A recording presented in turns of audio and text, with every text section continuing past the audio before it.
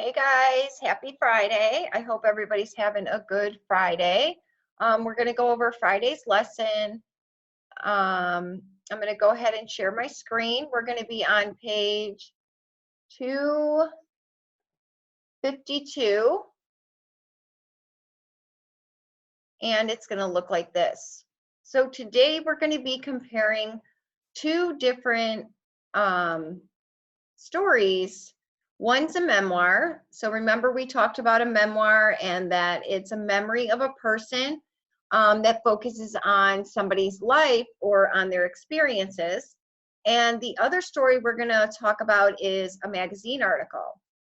So both of the stories are going to cover the same event that took place back in 1983, I believe. So back in 1983, we had our first woman to go into outer space, and her name was Sally Ride.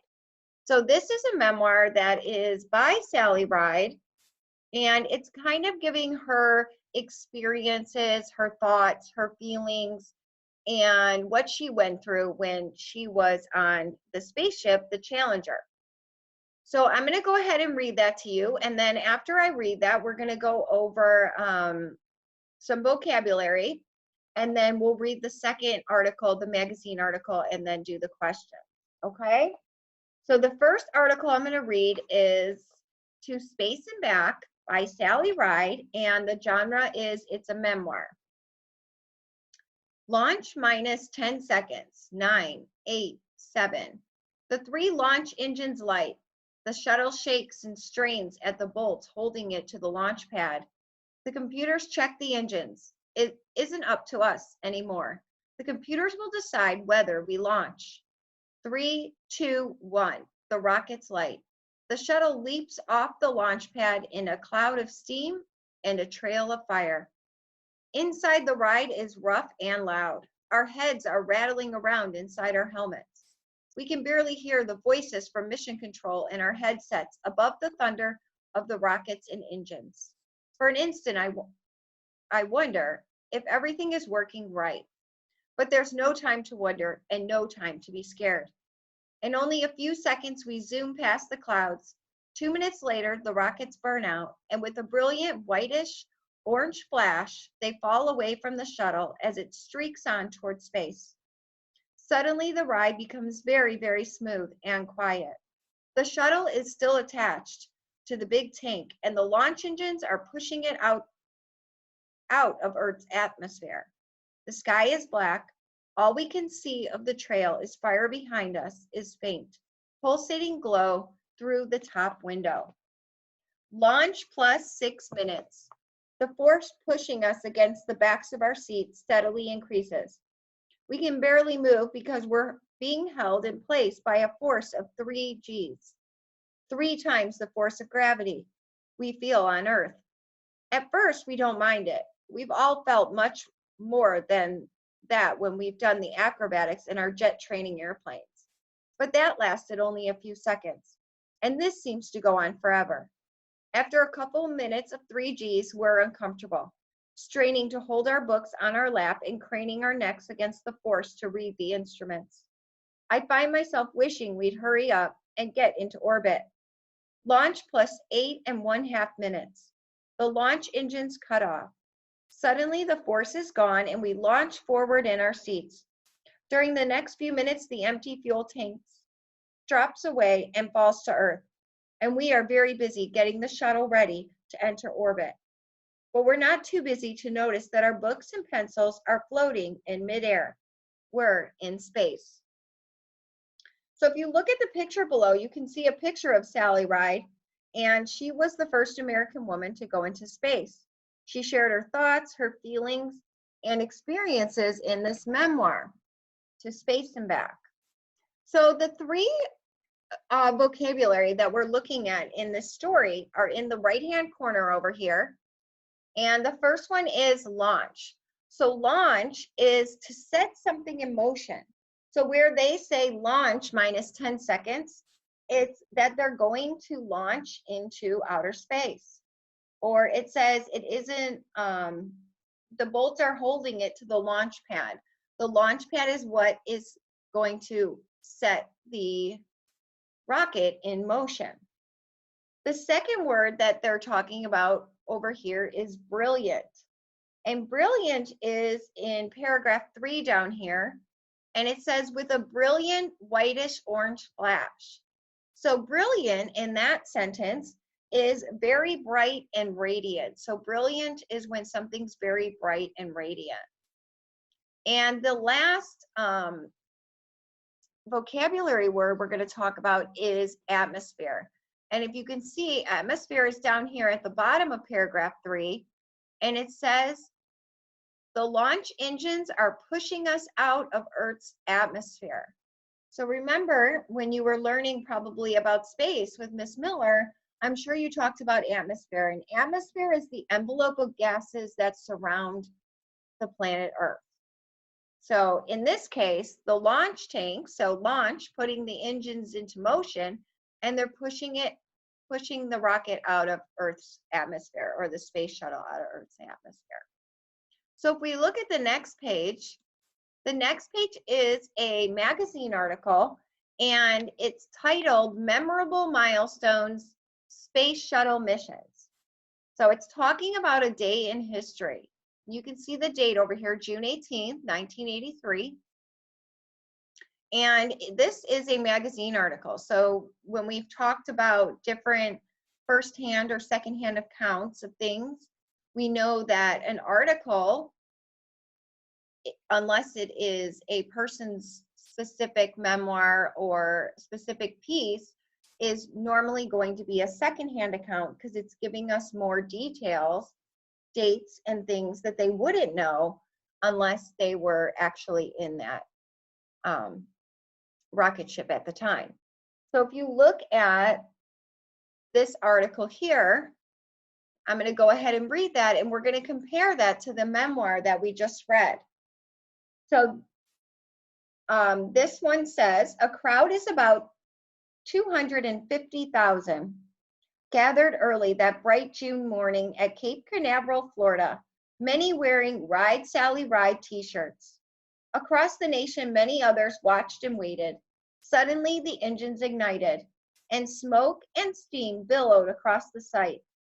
Then, booster rockets lifted the huge space shuttle slowly into air.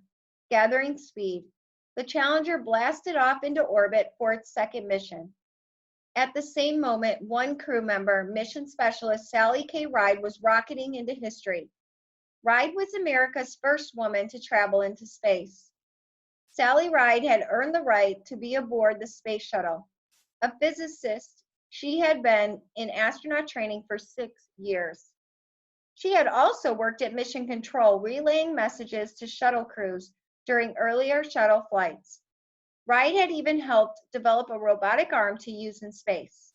This knowledge and experience had led Captain Bob Crippen to choose her as a crew member, and Ride was ready for the challenge. In just over 8 minutes, launch engines were lifting Challenger to its 184-mile-high orbit. During the ascent, Ride acted as flight engineer, calling out checklists to the pilots. She also joked with Mission Control about the exciting ride. Once in orbit, the 5 astronauts wasted no time. In the busy days ahead, the crew completed a number of experiments. This included using radar and high-resolution camera to study the Earth's atmosphere. Ride helped launch 2 communication satellites. She also became the first woman to operate the shuttle's robotic arm by releasing a satellite into orbit. Okay, sorry, got a little frog in my throat. Okay, so if we compare the first one to Space and Back by Sally Ride, which was a memoir. We talked about how it was a first-hand of account because it gives her thoughts, her feelings, her actual experiences, to the magazine article, which is a second-hand account. It's giving us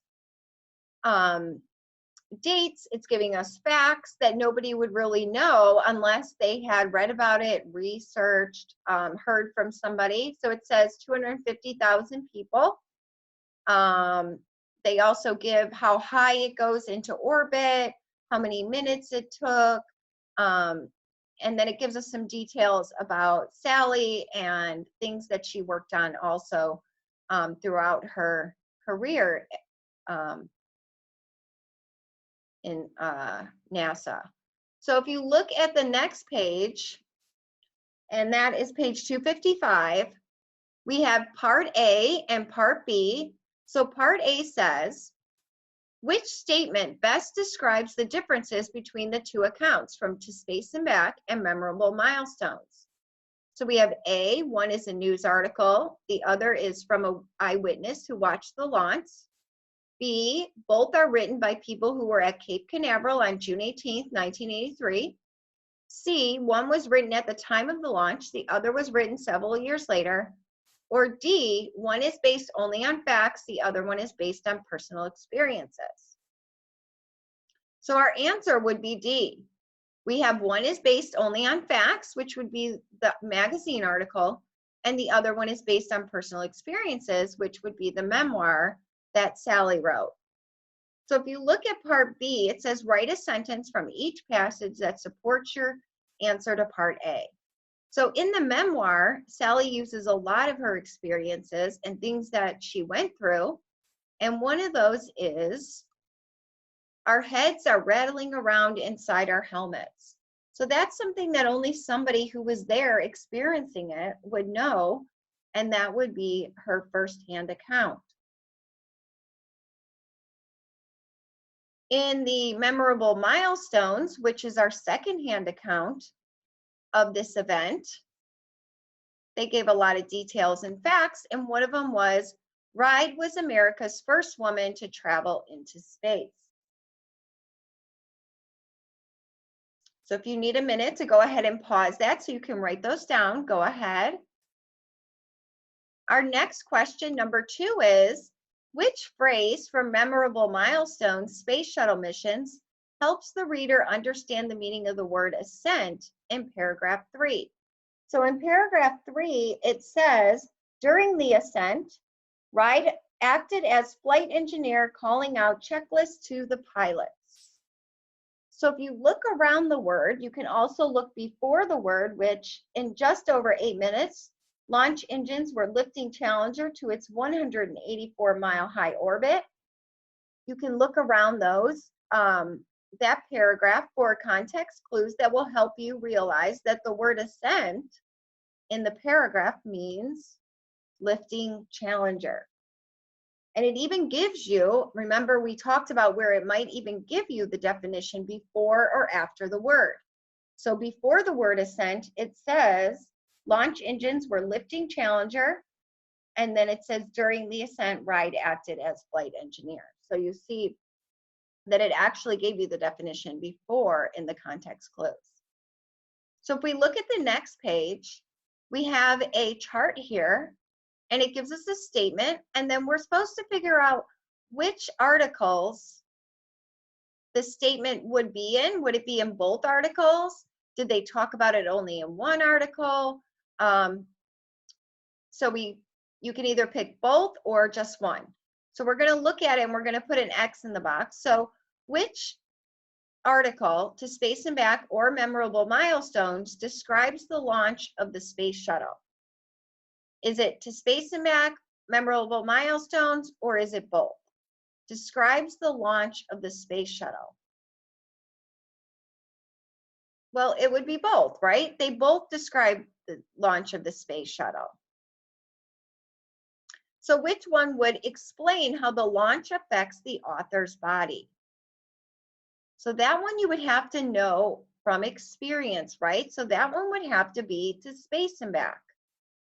Because in that one, she explains that the body was, her head was rattling around and it was feeling a little bit crushed when they had the 3 Gs where the gravity was kind of pulling them and pushing them. Okay, so tells why the mission was unlike other missions. Tells why the mission was unlike other missions. And that would have to be memorable milestones, right? Because that Sally's just explaining her mission. She's only explaining that one. So this is talking about other missions and how they're alike or unlike the other missions. Presents all evidence as taking place in the past. So they're talking more in the past, like this happened or on this day. So we know that that would have to be memorable milestones. That would have to be a secondhand account. Presents events as if they're taking place now. So that would have to be to space and back. Here she's talking about what she experienced, right? These are things that are taking place right now. How she felt, her thoughts, her feelings. So if we look down at the bottom, it says write an extended response using evidence from the text and information from your Venn diagram. We didn't do a Venn diagram, but we're just gonna use the information that we use like from our chart and what we talked about and discussed throughout the 2 articles. So describe how the focus of first-hand and second account is different. And this is what we've talked about kind of all week. We know that the first-hand account is going to give us the author's thoughts, their feelings, what they experienced, how they felt. Whereas the second-hand account is going to give us more details, more information.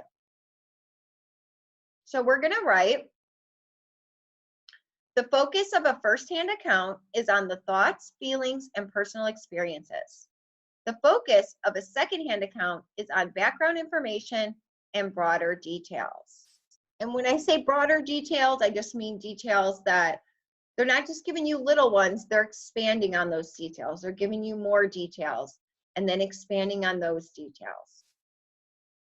So if you need to pause this so you can finish writing, go ahead. We did not answer the questions on 257. Actually, this is just a little bit extra space here. And since we've talked about it, we did not do the learning target today. We are going to have, on Monday, we'll have a longer finishing up on this topic of first-hand and second-hand accounts. So I hope you guys have a great, or I hope you had a great weekend, because I know you'll be watching this on Monday. And hopefully I'll see you guys on the Zoom. Try to get on our Zooms at 9 a.m. It's good to see everybody since, you know, we don't get to go back to school this year, which is really sad. But I miss you guys, and I hope you had a great weekend. And I see you on the Zoom call soon, okay? All right, bye.